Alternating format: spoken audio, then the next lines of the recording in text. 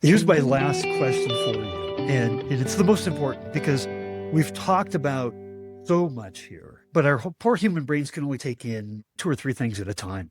If somebody was tuning into this conversation, what would be the one single most important thing that you'd want them to take away from our call? I think the obvious one is the voice of the customer, isn't it? The voice of the customer is king. You find that, you have that, and you've got your mojo. All of the rest of the magic just happens. Marketing is a creative industry, and there's a lot of value that can be added by being creative. But if you haven't got the voice of the customer right first, then it's all for nothing.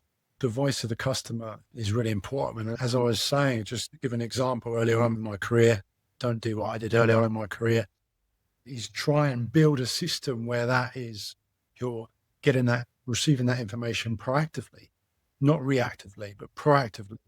Build the systems, and there's delegation there.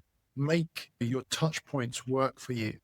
You alluded to the fact we've all got data growing out of our ears these days with all sorts of dashboards. We can go through those, find out what really matters, those KPIs, look at those things and use those touch points, those interactions as a chance to engage with the customer. When they've got a delivery, just ask them to give a simple rating or just give a short bit of feedback. All of that can help contribute to the bigger picture. Your sales team as well. These guys they're out on the road. I don't know how they go somehow from flight to flight, places we travel as well, Steve. It's a long way from Denver.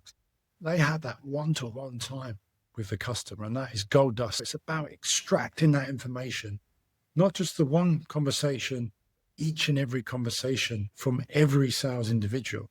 If you can build a system that pulls all that information together, essentially without you having to do too much, you've got a really good start and you're on your way to understanding what makes the customer tick.